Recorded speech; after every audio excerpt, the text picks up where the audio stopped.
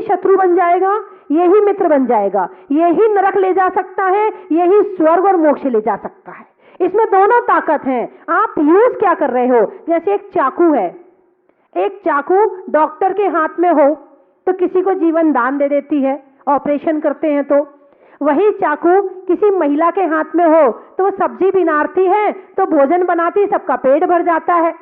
और वही चाकू किसी डाकू के हाथ में हो तो, अरे बोलो ना, किसी की जान ले लेता है। ठीक इसी तरह से ये शरीर सबको मिला है।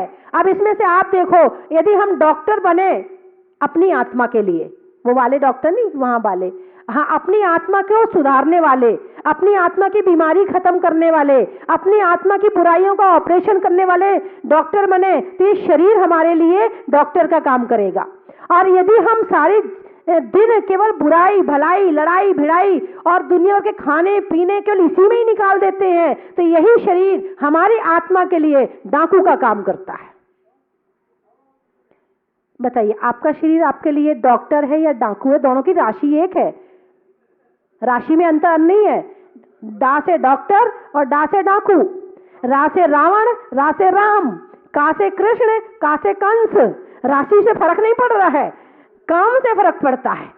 आप काम क्या कर रहे हो, विशेषता इससे आती है।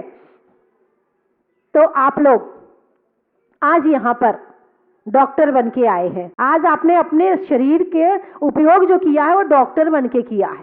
क्या बन के किया है? डॉक्टर बन के किया है। तो पुद्गल के जो गुण हैं, 8 गुण मैंने बताए थे, स्पर्श, रस, गंध और वर्ण। उसमें से 8 प्रकार के स्पर्श मैं बता चुकी आपको। 8 प्रकार के स्पर्श मैं आपको बता चुकी हूं। ये पुद्गल का गुण है। अब वो पुद्गल चाहे लोहा हो, चाहे चौकी हो, चाहे टेबल हो, चाहे तुम्हारे बाल हो, चाहे घड़ी हो, चाहे शरीर हो, चाहे दांत हो, कोई भी हो, ये 8 चीजें तो उसमें मिलेंगी ही मिलेंगी। बात समझ में आई कि नहीं? ये 8 चीजें तो उसमें मिलेंगी ही मिलेंगी। कौन कौन सी? स्पर्श में कौन कौन से? हल्का, भारी, रूखा, चिकना, कड़ा, नरम, ठंडा, गरम। इनमें से 4 चीज तो एक तो उसमें होंगे ही होंगे। इसके बिना पुद्गल रहता नहीं। कागज है, चटाई है, चावल है, आप भोजन करते हैं, हर चीज की अलग अलग खुशबू है कि नहीं है? चावल की खुशबू अलग है, गेहूं की अलग है। यानी कि किसी के यहाँ भोजन बन रहा हो तो जो होशियार महिलाएं होती हैं वो पता लगा लेती कि पड़ोस में क्या बन रहा है। अरे बोलो ना है, घी की खुशबू अलग है, तेल की खुशबू अलग है, सबकी खुशबू अलग अलग है। यानी जितना पुद्गल है सबके अंदर गंध भी है। गंध, सुगंध और दुर्गंध, या तो सुगंध होगी या दुर्गंध होगी। कुछ ना कुछ दो में से एक तो गुण मिलेगा ही मिलेगा। ये भी पुद्गल का गुण है। आत्मा में ना सुगंध है, आत्मा में ना दुर्गंध है। इस शरीर के कारण से आत्मा, जब किसी कहते हैं किसी में बहुत बदबू आती, किसी में खुशबू आती है, तो ये कर्मों की बदबू है और कर्मों की खुशबू है। ये आत्मा की ना बदबू है और आत्मा की ना खुशबू है। आत्मा में स्पर्श भी नहीं है, आत्मा में गंध भी नहीं है। हमारी आत्मा गंध से रहित है और हमारी आत्मा स्पर्श से रहित है। बोलो ना, मेरी बात आपकी समझ में आ गई? बोलो आ गई, जोर से बोलो आ गई, बोलो आ गई।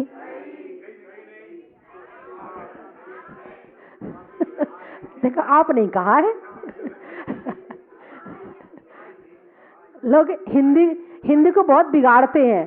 देखो कितना अंतर पड़ जाता है केवल बोलने मात्र में। आ गई, आ गई, अंतर पड़ गया ना, डिस्टेंस दे दिया बीच में थोड़ा सा। शब्द बड़े सुधार के बोलना चाहिए। शब्द समारे बोलिए, शब्द के हाथ ना पाओ, एक शब्द औषध करे, एक करेगा घाव, है ना। तो आप लोग आज यहाँ आए, आपने भगवान का अभिषेक किया, शांति धारा की, और बड़ा आनंद आया। आपको आया कि नहीं आया है? तो भगवान के दर्शन करने यहाँ पर प्रतिदिन हजारों लोग आते हैं, और जो एक बार आ जाता है वो भगवान की तारीफ किए बिना नहीं रहता है। हमारे अशोकनगर वाले भाई साहब कह रहे हैं, मैं 3 बार आ गया और हर बार अभिषेक शांति धारा करके जाता हूं। ऐसा भगवान का अतिशय भगवान अपने आप ही खींच लेते हैं। और ऐसे ऐसे लोग भी यहां आ चुके हैं कि जो पहली बार आए, जो भगवान को नहीं मानते थे, वो कहते हैं कि इनके दर्शन करने के बाद आज से मैं भगवान को मानने लगा। ऐसे बहुत से लोग हैं जिनने अपने जीवन में 75-72 साल की आयु में कभी अभिषेक नहीं किया, वो भगवान का अभिषेक कर लेते हैं ना। भगवान ऐसे खींच लेते हैं कि 75 साल में कभी अभिषेक नहीं किया था, वो भी यहाँ आके अभिषेक कर लेते हैं। तो ऐसे बहुत से लोग हैं जो भगवान के अतिशय का लाभ उठा रहे हैं और भगवान के दर्शन करने आ रहे हैं। तो आप सभी भगवान के दर्शन करने जल्दी आवें। और मैं 3 चीज बोलूंगी, आपको कहना बड़ा ही महत्व है। क्या बोलना है आपको? बड़ा ही महत्व है। आत्मा में एक का, मनुष्य में नेक का, करने में भगवान के अभिषेक का, अनाज में चने का, गर्मी में पने का, आपके टीवी में रोज अभिषेक देखने का, लगाने में नारा का, प्रभु के द्वारा का, करने में भगवान की शांति धारा का, चंद्रमा में गुरुत्वाकर्षण का, भौतिकता में आकर्षण का और भगवान के दर्शन का, बीज में बोने का, कमरे में कोने का और आपके यहां आने का। चलिए एक भजन के माध्यम से बात को समाप्त करूंगी। मिल माटी में जाना है, जरा देर लगेगी। अभी मैंने सारी बात मिट्टी की बताई ना आपको। ये शरीर किस चीज से बना है और कहाँ मिल जाएगा? क्या बात है, यहाँ तो सारे समझदार बैठे हैं। तो आज से आप डीओ तो नहीं लगाओगे, आज से आप क्रीम पाउडर तो नहीं लगाओगे, आज से सजने वाला कार्यक्रम तो नहीं करोगे है? हाँ, जिसको समझ में आ गया मिट्टी है तो मिट्टी से मिट्टी को क्या सजाना है। मिल माटी में जाना है, जरा देर लगेगी। बोलिए, मिल माटी में जाना है, जरा देर लगेगी। फानी ये जमाना है, जरा देर लगेगी हो। मिल माटी में जाना है, जरा मनसूबे बना कितने, पर जावे वो बुलाएंगे। मनसूबे बना कितने, पर जावे वो बुलाएंगे। सब छोड़ के जाना है, जरा देर लगेगी। मिल माटी में जाना है, जरा देर लगेगी। ये काठ की बांसुरियां गाएगी भला कभी तक। ये काठ की बांसुरियां गाएगी भला कभी तक। 2 सुर का, एक सांस आ रही है, एक सांस जा रही है। 2 सुर का तराना है, जरा देर लगेगी। मिल माटी में जाना है, जरा देर लगेगी। हाथों की लकीरों को बदलेंगे वीर प्रभु। हाथों की लकीरों बदलेंगे वीर प्रभु, सर दर पे झुकाना है, जरा देर लगेगी, मिल माटी में जाना है, जरा देर लगेगी, फानी ये जमाना है, जरा देर लगेगी, हो मिल माटी में जाना है, जरा देर लगेगी। रेल में टीटी का, धरती पर चींटी का, और हमारे शरीर की मिट्टी का। बोलिए 24 भगवान की। धर्म स्नेही बंधुओं, जग में जो कुछ देख रहे सब जड़ चेतन का खेल है, हम तुम तब तक बोल रहे हैं जब तक इनका मेल है। आपने ये लाइनें शायद पहले कभी सुनी हो। जब तक जड़ है और चेतन है, जड़ यानी पुद्गल और चेतन यानी आत्मा, जब तक ये चेतन और जड़ दोनों मिक्स हैं तब तक सारी दुनिया में ये खेल चल रहा है। और जिस दिन ये दोनों अलग अलग हो जाएंगे ये कुछ नहीं कर पाएंगे। आत्मा अकेली हो जाए तो मोक्ष चली जाएगी, और जड़ अकेला हो जाए तो भी कुछ नहीं कर सकता है। ये चौकी रखी यहाँ पर, ये अपने आप कुछ कर सकती क्या? नहीं कर सकती। आपके घर की तिजोरी है, आप जहां छोड़कर आए हैं वहीं रखी मिलेगी। आप कहीं बाहर जाओ और तिजोरी जहां रख के जाओगे अपने आप कहीं उठ के भागेगी नहीं। और किसी व्यक्ति को बिठा के आओ कि तू यहीं बैठना जब तक लौटू ना, मुश्किल है कि वो बैठे, वो भाग जाएगा उठ के।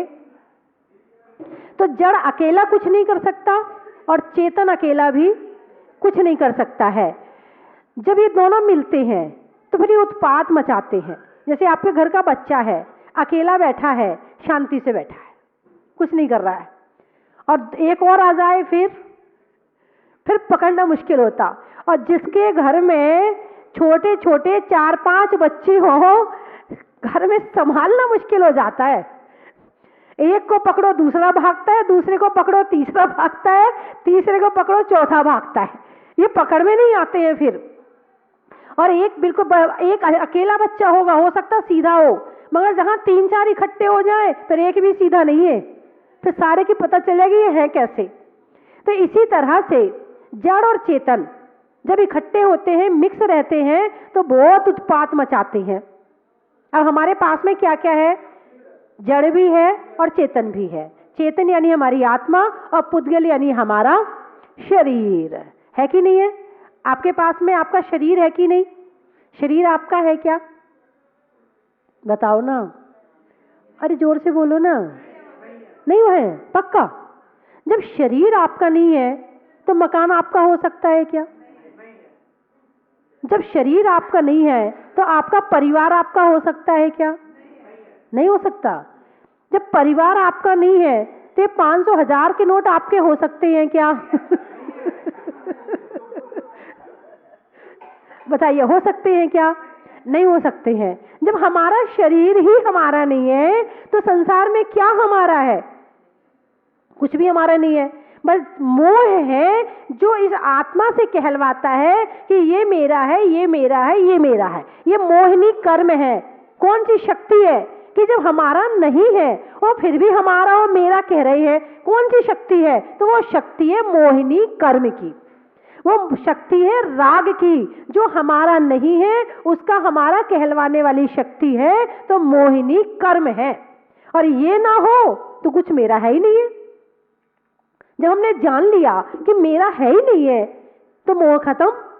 लेकिन नहीं, मेरा इतना कहने मात्र से आपका मोह खत्म होने वाला नहीं है। अभी हाल कहेंगे, मान लो आप जहां से, जैसे बंगई गांव से आए हैं, गुना से आए हैं और सागर से आए हैं, जयपुर से आए हैं, तो आज जैसे यहां से निकलेंगे अपने परिवार को समेटना शुरू कर देंगे, चलो जल्दी चलो टाइम हो रहा है, करेंगे नहीं करेंगे, दूसरे परिवार वालों को साथ में नहीं लेंगे, अपने परिवार को लेंगे। तो इसीलिए छह ढाला में पंडित दौलत राम जी कहते हैं, बिन जाने ते दोष गुणन को कैसे तजिए गहिए। बड़ी मार्क की लाइन है, चिंतन की लाइन है, मनन की लाइन है कि बिन जाने ते दोष गुणन को, गुणन यानी गुण को, बिन जाने ते दोष गुणन को कैसे तजिए गहिए। जब तक हमें ये नहीं पता चलेगा कि गुण क्या है, दोष क्या है, तब तक हम उसे छोड़ेंगे कैसे, उसे ग्रहण कैसे करेंगे। जब हमें पता ही नहीं है तो हम ग्रहण नहीं कर सकते और छोड़ नहीं सकते। इसीलिए हर वस्तु के गुणों का और दोषों का पता होना आवश्यक है। तो जो पुद्गल है, चर्चा चल रही है पुद्गल के गुणों की। पुद्गल के अलग गुण हैं और जीव के अलग गुण हैं। कल भी मैंने इसी बात की चर्चा की थी और अशोकनगर से कुछ युवा आए हुए थे, प्रवचन सुना, सुनने के बाद उन्होंने उस पर चिंतन मनन किया। बाद में वो मेरे पास आए, बोले माता जी आपने जो सारे पुद्गल के गुणों की व्याख्या की है, मैंने कल भी बताया था कि वैज्ञानिक उसे मैटर बोलते हैं, ये मैटर है, और जो व्याख्या आपने करी है वही व्याख्या वैज्ञानिक करते हैं और वो हमारे कोर्स में है, वो इस समय हम पढ़ रहे हैं। तो मैंने कहा भाई वैज्ञानिक ने तो आज बताया है, हमारे भगवान महावीर ने तो 2500 साल पहले बता दिया था। ये पुद्गल है, इसमें पूरन और गलन की क्रिया हमेशा चलती रहती है। और एक बात बहुत अच्छी और समझ लो कि संसार का कोई भी द्रव्य कभी नष्ट नहीं होता है। जीव, पुद्गल, धर्म, अधर्म, आकाश और काल, ये 6 द्रव्य है। इनमें से एक द्रव्य को नष्ट करने की ताकत किसी में नहीं है। जैसे एक रेत का कण है, रेत का कण ले लेते हैं, रेत का कण है, एक रेत के कण को नष्ट करने की ताकत किसी वैज्ञानिक में नहीं है, किसी अणुबम में नहीं है। केवल हम उसका रूप परिवर्तन कर सकते हैं, नष्ट नहीं कर सकते हैं।